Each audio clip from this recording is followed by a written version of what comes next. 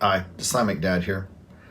This video is going to be kind of short, just kind of an update on some things. Before I get going, if you enjoy these videos, enjoy my channel, please subscribe. It does help me out. For those people, those few who have followed my videos where I've talked about the legal process that I've gone through in holding my ex-girlfriend, covert narcissist, accountable for what she did. I'll leave it at that. You'll know that it's been a roller coaster ride, and I've made videos where I've kind of given updates and stuff, and it's just kind of been all over the place.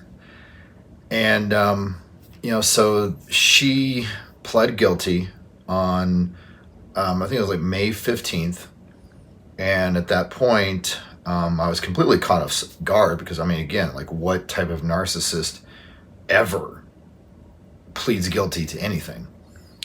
And so very surprised but happy. And at that point I thought, okay, this chapter, if you will, is finally over. It's come to a close where I've done all this really hard work to push things through the legal system, and I've reached my goal. I've reached the end. And then not maybe a month or so after I received the check in the mail for restitution for the property damage, and happy about that. But again, just kind of like, I felt like, okay, that's a period at the end of the sentence, at the end of the book. I can close it. And then a month or two went by, and then I was contacted by the victim's advocate for the DA's office. And they explained to me like what the next stage was with, mandatory classes, courses, mental health evaluation, etc. for my ex-girlfriend.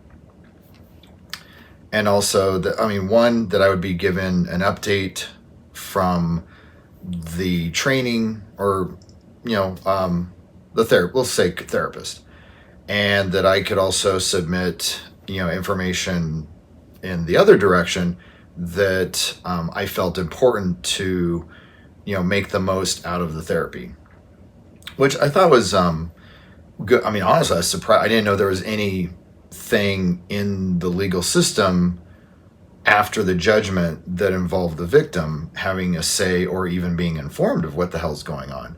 So it was a pleasant surprise. And then, as with everything, it all went sideways pretty quickly. One is the legal system itself, where the victim advocate quit. And that said, I mean, talk about a stressful job. I mean, it's hard to think, for me to think of one that's more stressful than being a victim's advocate within the DA's office of a major city. And so she left, and I was bouncing around between, I'll call them therapists, to get information. And they said, they kept saying, like, we don't have any record. And then finally, this went on for like some months. And then her, my ex-girlfriend's probation officer reached out to me to give me an update. And okay, so I don't know the specifics, but basically what it looks like, if it walks like a duck and quacks like a duck, is that my ex-girlfriend, the covert narcissist, managed to convince the legal system around the mental health evaluation and the mandatory coursework afterwards, that she was fine, that she was absolutely fine, and that it was all just a misunderstanding, and that she didn't really do anything wrong, And so these courses that were aimed at abusers really didn't apply to her because she didn't do anything wrong. And somehow she got her way, and she literally got out of taking that coursework. And so the court decided that it would be better for her to take these other a bunch of little mini classes, like, healthy relationships, avoiding toxic people, stuff like that. And remember, these are the classes being taught to a covert narcissist with a record of domestic abuse and a repeat offender. So yeah, it makes me wince. It is so unbelievably frustrating that after all the work that I've done, after what I felt were victories, that this is where things are now in September, where in spite of being found guilty, having, multiple charges on her record, etc., that she's now taking courses on avoiding toxic people. And somehow, like, the court system's like, oh yeah, that's great. That's great. So, and again, there's no one for me to talk to that has any real information as to what in the hell happened and what in the hell is going on, because the one person would be the victim advocate for the DA's office. That position's open. There is no victim advocate within the DA's office at this time. And the probation officer, my ex-girlfriend's like one name on a list of 1,000 that he's in charge of. And so I'm lucky if I get 30 seconds out of him. And again, you've got people with multiple homicides and, crazy, stuff like that, real bad, nasty crimes. And so it's like, okay, yeah, you have, you had an abusive girlfriend, that stinks, but, I've got to deal with this guy who killed 8 people with a screwdriver. I mean, stuff like that. And so, understandably, he is not going to do the research and dig deeper to get me any type of information that I would, want. So, that's kind of my update on where that is. That said, again, I'm really burned out on this. I know people talk about, when will I be over my narcissistic ex, or when will I be over the trauma bond? And I totally get that. It has been 9 months now.